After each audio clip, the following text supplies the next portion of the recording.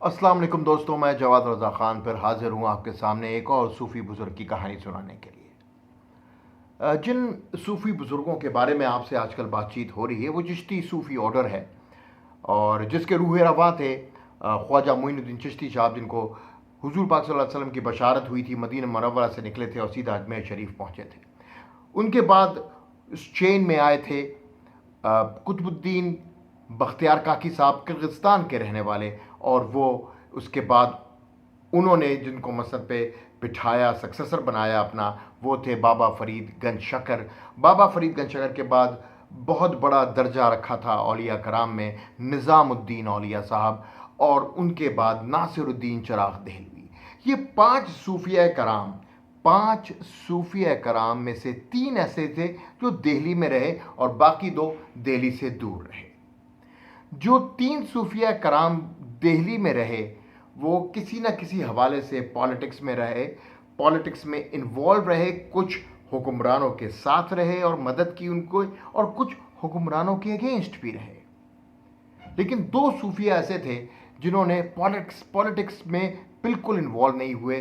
वो ख्वाजा मोइनुद्दीन चिश्ती साहब थे और पाकपटन के बाबा फरीद गंज शकर। जनरली दिल्ली की सल्तनत को और दिल्ली को इस्लाम सेंट्रिक बनाने में, इसका एक इस्लामिक ट्रेडिशन, इस्लामिक कल्चर को ओवरऑल इवॉल्व करने में चिश्ती सूफ़ी ऑर्डर का बहुत बड़ा हाथ है। एक बहुत बड़ा उनका एहसान है कि उन्होंने एक टॉलरेंट माशरा तरतीब दिया बिकॉज ऑफ दिस ऑर्डर।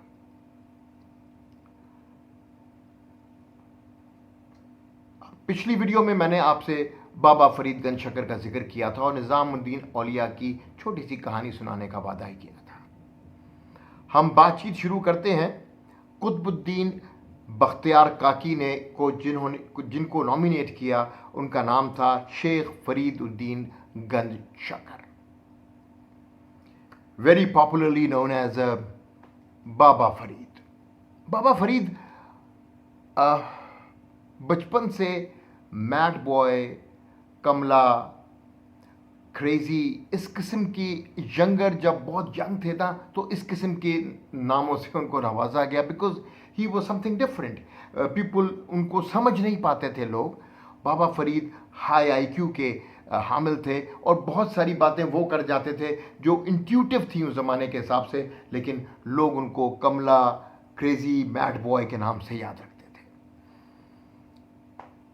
एक और ख़ास बात जो थी बाबा फरीद की पोइट्री की, कि बाबा फरीद की पोइट्री गुरु ग्रंथ साहिब के अंदर है, यानी गुरु ग्रंथ साहिब का पार्ट है बाबा फरीद की poetry.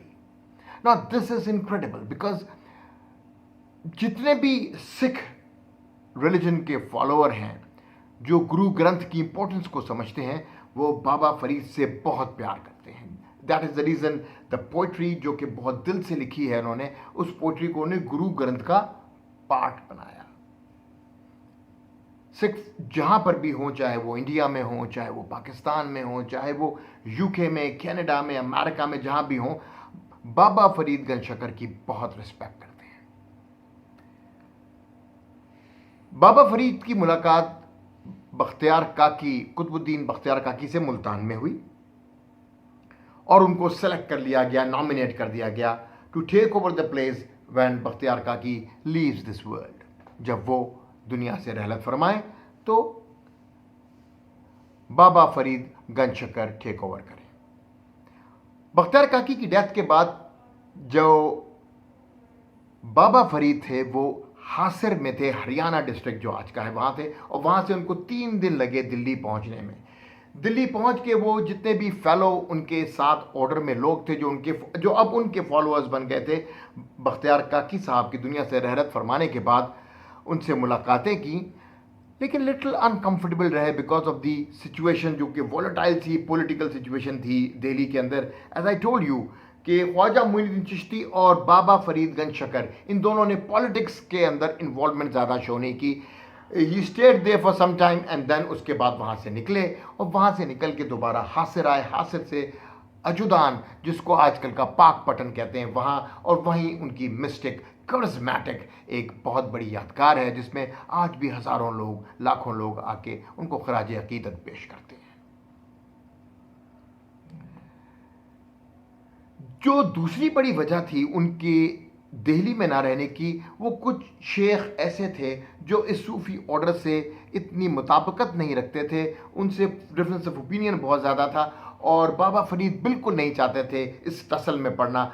He wanted to really work करना चाहते थे इसी फील्ड में जिसमें उनके मुर्शिद यानी कुतुबुद्दीन बख्तियार काकी और उनके मुर्शिद ख्वाजा मोइनुद्दीन चिश्ती काम करते रहे। इसलिए वो पाकपटन आए और पाकपटन में आज भी उनकी आरामगाह मौजूद है। अगले कुछ साल सियासी और फौजी सरगर्मियों के ज़्यादा रहे। तारताज ने पंजाब के दरवाजे पे दस्तक देनी शुरू की, और यूं एक डिफरेंट दौर पैदा हुआ जहां पर इवन के बाबा फरीद के अपना चहीते बेटे, वो भी जो गयासुद्दीन बलबन की फ़ौज में शामिल थे, पंजाब का दिफा करते हुए वहाँ पे शहीद हुए और पंजाब को काफ़ी हद तक कवर करके रखा तारतारियों के जुल्म सितम से।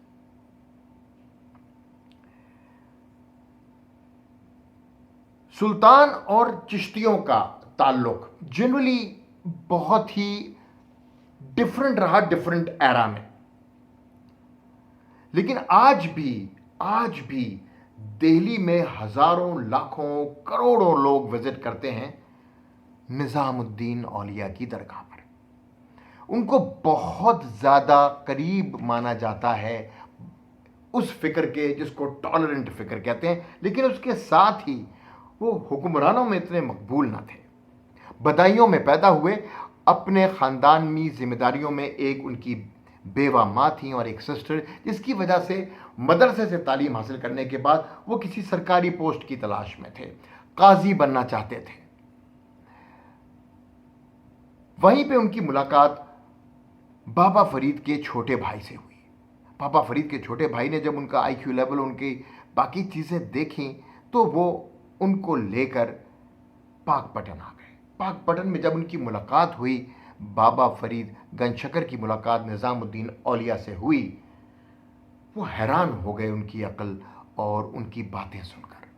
उन्होंने इमीडिएटली उनको अपनी शागिर्दी में लिया और यकीन कीजिए बहुत ही थोड़े दिनों बाद अपना सक्सेसर भी डिक्लेयर कर दिया। निज़ामुद्दीन औलिया एक बहुत ज़बरदस्त शख्सियत के हामिल थे।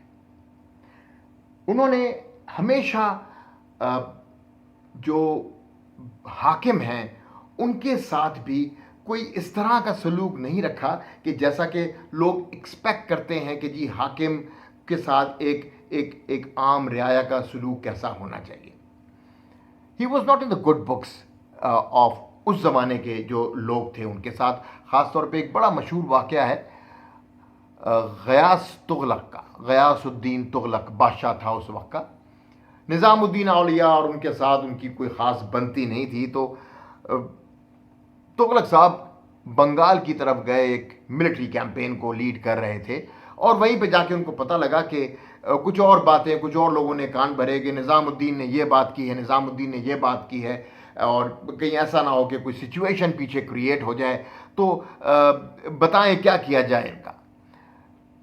बादशाह वक्त जलाल में था। बादशाह वक्त ने कहा कि मैसेज दो निज़ामुद्दीन को कि वो इमीडिएटली दिल्ली छोड़ दें। उस वक्त एक बड़ा खूबसूरत जुमला निज़ामुद्दीन औलिया के लबों से निकला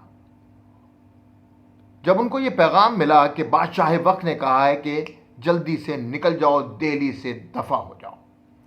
निज़ामुद्दीन औलिया ने फारसी में एक जुमला कहा जो आज भी इस्तिलाहन इस्तेमाल किया जाता है। बड़ा खूबसूरत जुमला है, क्योंकि वो बंगाल में थे और बंगाल से दिल्ली का रास्ता बहुत लंबा है। निज़ामुद्दीन औलिया ने इस पर कहा, दिल्ली दूरस्त, बंगाल से चलेंगे, यहाँ पहुँचेंगे, दिल्ली दूरस्त, दिल्ली बहुत दूर है। यानी इस्तिलाहन उसको अब इस तरह इस्तेमाल किया जाता है कि जो काम मुमकिन नज़र नहीं आता, यानी उनका दिल्ली से निकलना, तो उन्होंने कहा दिल्ली दूरस्त। आजकल भी ऐसे ही कहा जाता है, जो काम समझा जाता है कि यार ये काम नहीं होगा तो कहते हैं यार दिल्ली दूर है। वली थे, वली अल्लाह थे, तो बात में कुछ असर भी था। क्यों ना होता। दिल्ली से कुछ ही फासले पर जब गयासुद्दीन तुगलक साहब पहुंचे बादशाह वक्त, एक एक्सीडेंट हुआ and he died there. Now अब आप इमेजिन करें वो दिल्ली दूरस्थ का मतलब क्या था। ये है वो नॉट लॉजिकल